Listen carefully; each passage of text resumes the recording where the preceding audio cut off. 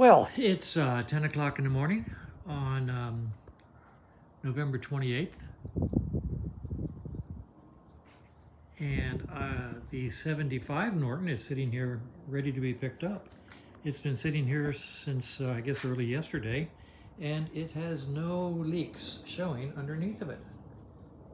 So that's kind of nice. It seems to be a quite oil-tight bike. The test ride was successful, and the bike is ready to be picked up. Anything we do afterwards will be owner idiosyncrasy, wanting to do extra, or leaving it alone for a while and seeing what happens. I mean, we had our fingers in just about every aspect of this bike, so I really want the owner to have fun with it for a while and shake it out, shake it down, and then we'll see what needs to be addressed. Over here I have the 71 Norton on the left. I have the timing cover back from AMR. I'm going to install that now. And we have the fancy dancy fuel gauge available. I figured that out, and I'm going to install that. So that's what I'm going to be doing today. I'll show you something that I do. Here is, under this tape here, a spare fuse.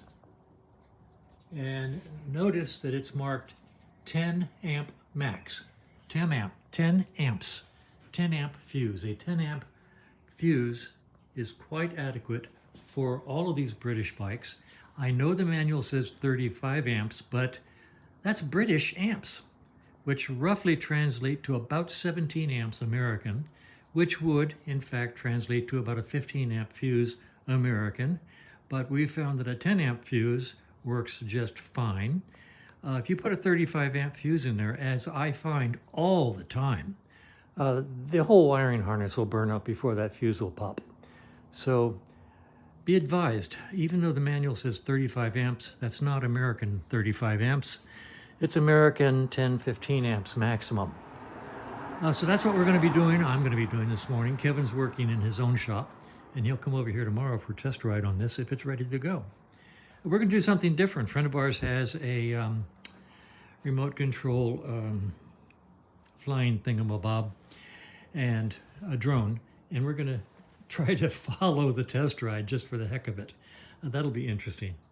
Okay, so over here on the bench I have the cover and the oil pump and the gasket for the oil pump and the new seal already installed for the main shaft, crankshaft, and the new seal installed for the cam rotor. This is the fuel gauge, and we figured out that it's completely isolated, so it doesn't matter how we wire it. We will simply wire red to positive, black to ignition, and it should work just fine. So that's where we are, and I'll give you an update when I do some of the work. I might even set up the tripod as we install the cover. That could be interesting. All right, I've got the old gasket off the oil pump set. Here's the oil pump ready to go on. Here's the cover. Here's the instruction sheets on how to do the installation. And walking over here, I will show you that the new gasket is in place. By the way, be aware, it's quite possible to put this gasket in upside down, facing the wrong way, which would block over this hole. So when you put it on, make sure that all the holes are visible. Okay? Well, it's Wednesday, about 12:15. I've got that bike's parts all laid out. I'll show you in just a second. This is a 75 that we finished yesterday and did the test ride successfully. It'll be picked up sometime this week or next. Have the client ride it for a while, see what he thinks, and anything that needs to be addressed, we will address it. So it's ready for an extended road test, local area only, slow speeds at first, careful, careful, careful. No going out on the highways, stay in residential streets, preferably parking lots with no parking abutments, and get a feel for the bike before heading out into the wild brown desert highways and carving corners. Anyway, so we're going to go over here. I've got the AMR mod back, the timing cover has been modified. The oil pump has been modified. The oil pump is installed, torqued properly, 15 pounds. That's what it calls for. The cover is modified, and I'm getting ready to put it together. Two things that I want you to want to make really important. First of all, if you didn't keep track of where the screws came out when you took the cover off, it's reasonably easy to pick them out. Just drop them in holes and then look at the outside and make sure that you've got about the same amount of threads showing. The shorter ones would show less, the longer ones would show more. Let's see if I can get this thing to focus. There. So make sure you got plenty of threads showing, and those are the right screws for the right holes. That works anyway. Second, this is a special tool.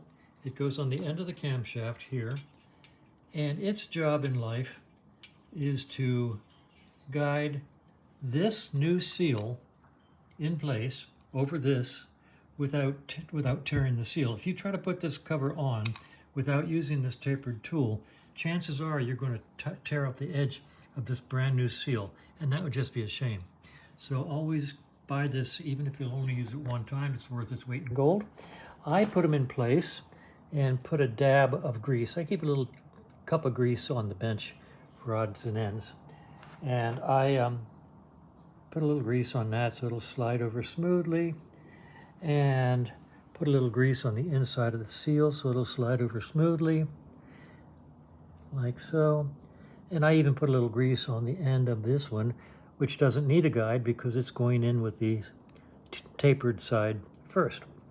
So at this point in time, I'm ready to put the gasket on and then put the cover on, and I'll pick this up in just a moment. Okay, I've set the camera up in the tripod. Let's see how this works. First thing to notice, I put gasket sealer on the inside of the case. I put gasket sealer on both sides of the gasket. I'm of the theory that I want every surface involved to be covered with a light coat of sealing gasket. I don't like any dry surface when I put things together. Idiosyncrasy, personal idiosyncrasy.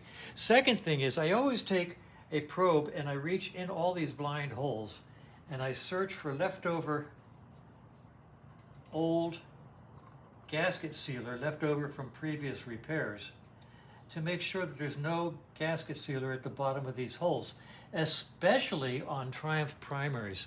I have pulled out 1/4 inch of dead old gasket sealer in the blind holes, and what happens, you're screwing a screw in there and you run up against that old stuff and you just keep turning and you'll either strip or never get them tight enough.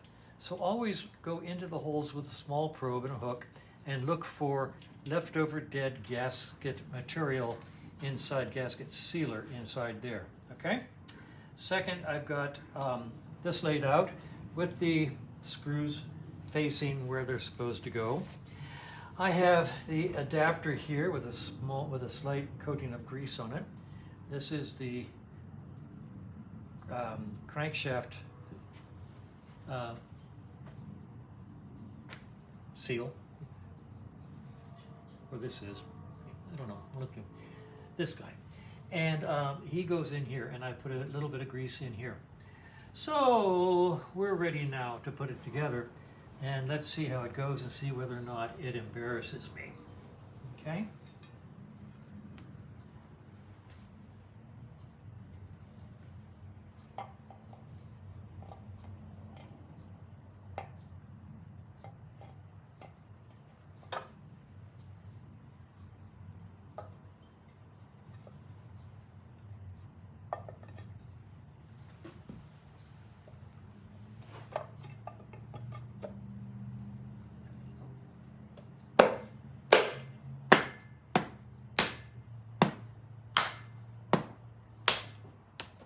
Okay, cool. Very nice. Okay, let's get the screws in.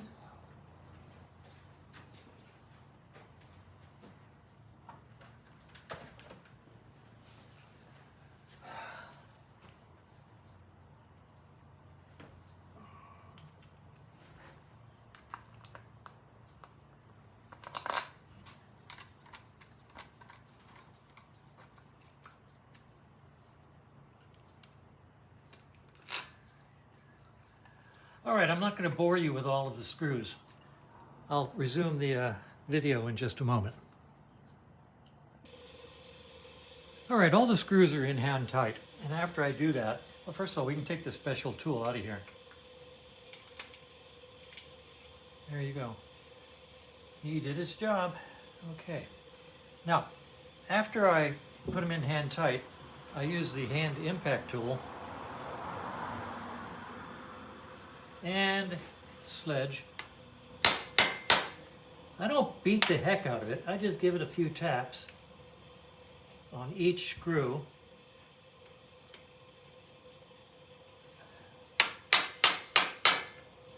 To make sure they're nice and tight.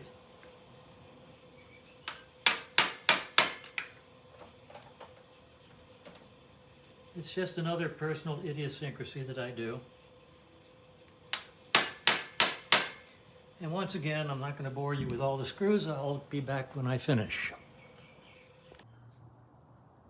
Okay, timing cover is on and all of these screws are tapped down with the handheld impact tool. At this point, we can activate, release the Draken. Activate the AMR valve by pulling this pin out, and you may even hear the click. I don't know if you heard that click or not, but that's releasing the valve that was added to the timing cover. We always say around here, don't pull the pin till you're ready to throw the grenade. So that's done. At this point, I'm going to make sure that the pressure relief valve is clear and clean. I think I've already done that, but I'll double check it. Put in the rotor for the ignition, put in the stator for the ignition, set the preliminary ignition timing, and we'll take it from there. All right, here's the pressure relief valve, and it goes back together like so. And I'm going to put it back together and put it on the side cover, on the timing cover. Okay, so where are we? Timing cover's on. Oil pressure regulator is on. The oil line to the head is on. The bike is in 4th gear. I set it to full advance. I'll show you that in a second. With it in full advance, set the rotor so that the white dot here is inside this hole here, and the adjustment is sort of centered. That's for Nortons. Triumphs use this hole down here, but Nortons and BSAs use the top hole. So centered there, white dot in the hole, like so, and I just put in one post. Let me change hands here. I put in one post to hold it because we're going to eventually time this thing using a strobe light. I'll probably wait until Kevin's here tomorrow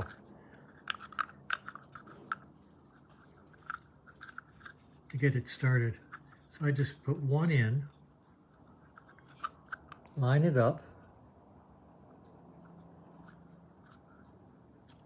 like so. I'll keep the second one over here. That way I only have to worry about one when I'm adjusting it.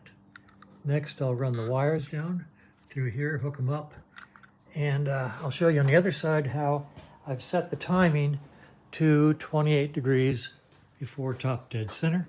This is an older model, so it doesn't have the notch, but if you look in here, let's see if you can see it. There is the timing mark on the rotor lined up with 28 degrees right before the 30. That's full advanced. So engine set to full advanced, and the little white dot in the little hole on the little plate, and at this point in time in the settings, the bike should start and should run once I hook up the 2 wires going up to the black box. Okay, so that's where we are.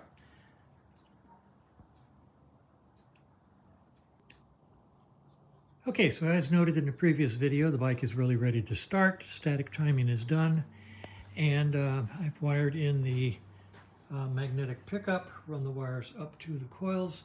So it could be started, but I'm not going to, because I'm not going to put the tank on right now because I'm working on the really cool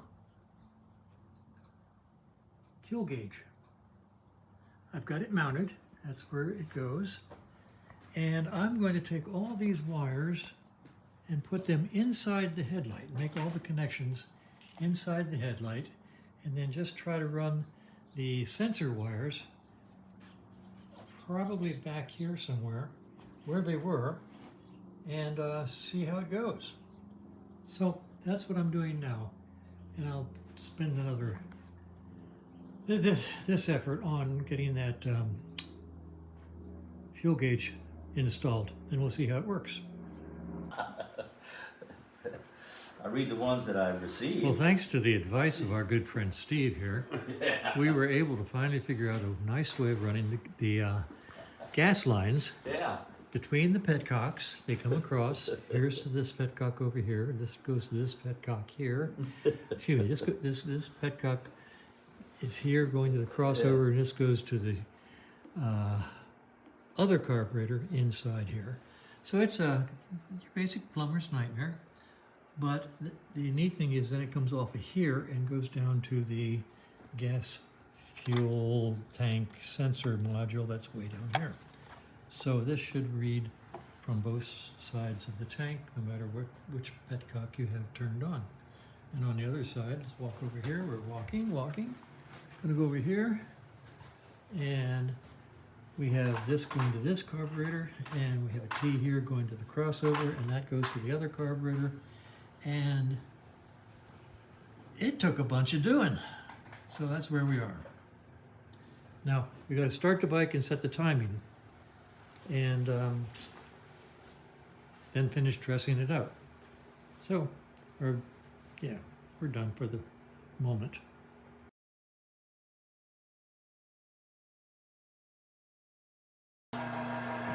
All right, we've checked all the oils. We've got the gas lines installed. They are passing gas. I said passing gas. the gas lines are not leaking, shall we say. They're working well. We're ready to start the bike and set the timing. The initial timing has been set. We're going to do the fine-tuned timing with the strobe light. And I might take a picture of the results as we do that. Hard to tell. Let's see how it goes.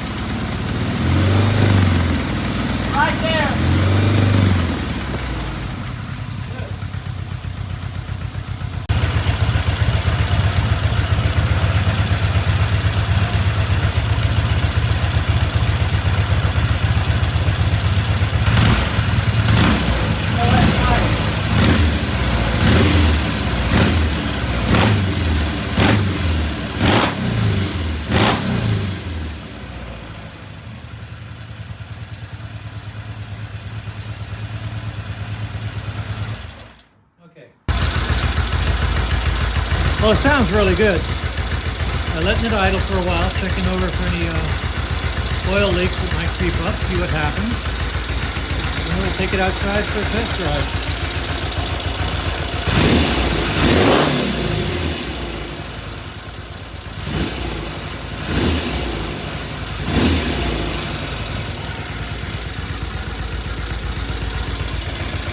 Idling right about 1,000 RPM.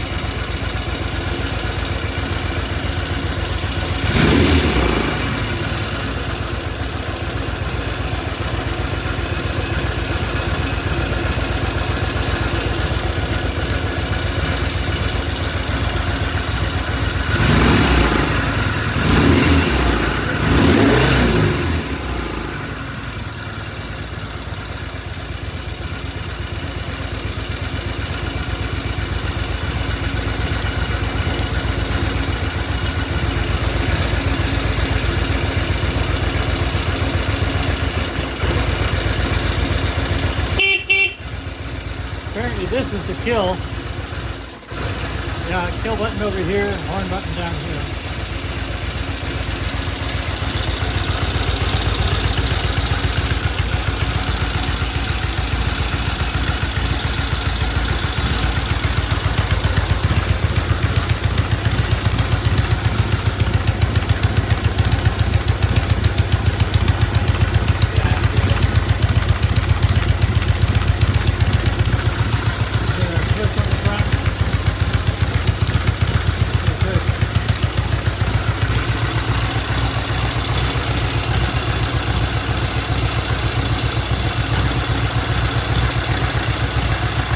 Ready for a test ride? Ready to go. Take her out. Good.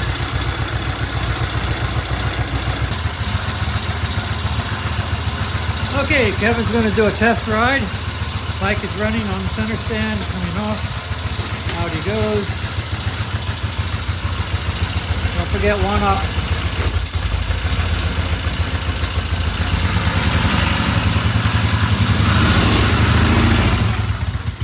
Steve is operating a drone. There's the drone.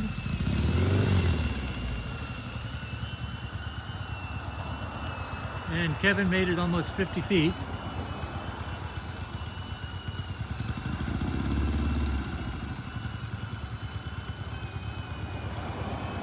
And it popped out of gear.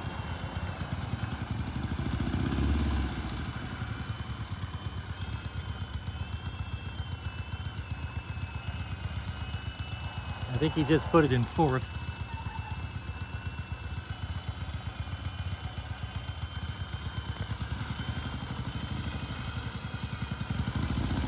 Can't find the gear.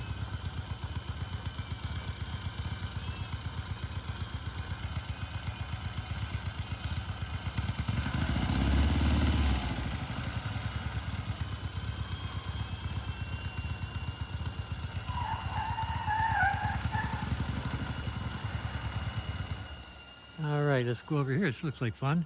Guy's trying to back up that really steep driveway and spinning his wheels. Pickup truck's too lightweight and there's not enough weight on the rear wheels to do that.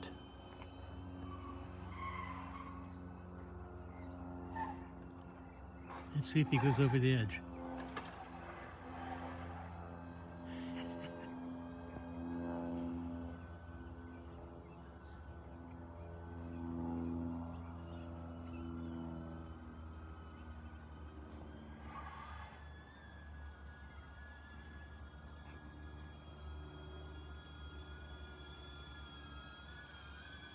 Let's see if he goes up and over the edge. Actually, I hope not, but you just never know. In the meantime, here comes Kevin.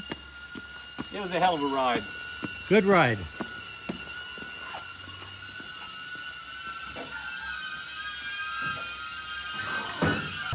All right, Kevin, that was an unusually short test ride. I think we made maybe 50, 70 feet up the road. Yeah. You were in first gear when you left and could never get it to go to second. It popped out of first, and that's when I stopped and kept trying to shift it into first. It wouldn't go into first. Then I tried to shift it into second. Wouldn't go into second. Okay, first on this bike is all the way up. Right. And all right, we'll see what happens when we jack it up and spin the rear wheel. Yep. And the fun just never stops. Okay, good. I'm gonna spin that. I'm gonna go to first. Now, theoretically, it's in first. Nothing's happening. That's neutral. That's second. That's third. That's fourth. Maybe happening. The clutch is just not doing anything. Okay, keep spinning. I'm gonna go back down. Okay, so that's neutral. So the tranny is shifting, but there's something wrong in the primary because it's not driving. Yep. We have not been in the primary yet, right? Not that I remember. No. Okay, I'll check the log. Notes, yeah. But right now we're going to go into the primary and find out why we've got no drive. Okay, thank you. Okay, to get into the primary, we have to drop the shifter and foot peg off. Kevin's doing that now. Got one more back there. Mm-hmm. Yep. Yeah, I just didn't want to lose that.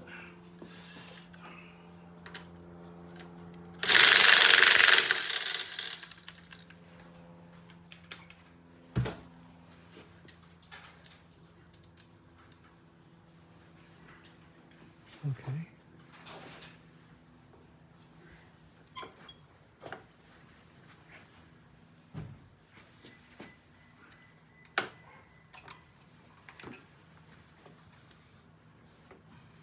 Yeah, I know, they've just jammed. You can do, why is that thing run that way? That's run It's wrong. bad, yeah. That shouldn't be over that. Ah, there. Yeah, that was Okay. it. Normally I run it through there. Yeah. Okay, I think. Yeah. Okay, yeah, there's no reason why we can't take the center bolt off and pop that lid off. Let's bring the big oil catcher and we will do that. Okay, primer is off, cover is off. Clutch handle here. Okay, we got good clutch release action.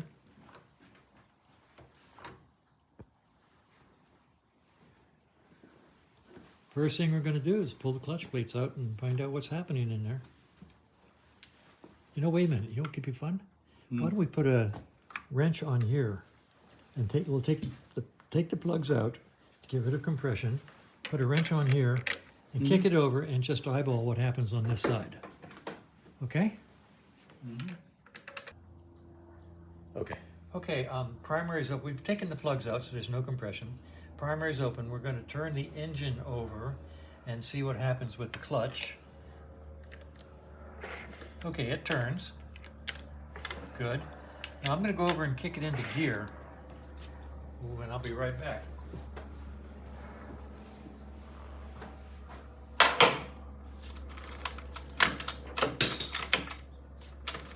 Okay, that's fourth gear. It is in fourth gear. Now let's find out what happens. Wow, it's in fourth gear and the rear wheel's not turning at all. So let's take this apart and see if there's something in here. Why isn't the main shaft turning the rear wheel? It's either in here or it's inside the transmission. Okay, the gasket sealer on this cover is the same as we use. I don't know if we did this or not, if we had this off, but I want to show you why I like this stuff. It never hardens. It just stays plastic and seals. So that's why I like this anaerobic gasket sealer. So just thought I'd show you that. Okay, this is weird. Neither of us can remember what we did to this bike up to this point. It's been sitting for a few days. Our memories are short. We go working on lots of bikes. So looking in this primary, you saw that I took off red primary sealer. Oops, when I put it away. I took off primary red gasket sealer, which is what we use. So I thought maybe we did this. But looking in here, this is keyed wrong. This guy's usually higher up, so this is one third wrong. And then we looked at we took the pressure plate off and look at the gap in here. Look in there. That's just not right. And 1, 2, 3 locking tabs are pounded down, and you only have to put down 1. That's why they give you 3 so that you can always have 1 to work with. So we didn't do that. So we're back to, oh, interesting. So we're going to pull the clutch. Actually, we're going to pull the clutch plates out now and count them, because it sure looks like we're at least shy 1 plate, and go from there. So we're getting ready to pull those plates out. As a matter of fact, here, have a magnet. And let's pull them out. Let's pull them out and count them. Outer pressure plate. Yeah, I need those other things. Oh, this is using fiber? Okay, I'm going to stop now for a minute. Okay, so the test ride failed because the clutch just wasn't grabbing. So we had been in the primary before and found that there was an extra metal plate in the clutch. We wondered why. So we took it out, put it back together, seemed to be okay. But now we understand why the extra plate was in there, because without the extra plate, the clutch assembly slips. It needed the extra plate so that it would grab. The problem was when it was grabbing, it wouldn't allow them to shift. So we're in the situation. I'm gonna order new fiber and new steel plates, a complete set, and put them in and see if that doesn't solve the problem. So we're going to throw parts at the problem, because putting an extra metal plate into the clutch is not the solution. So that's where we are. Going to order some parts.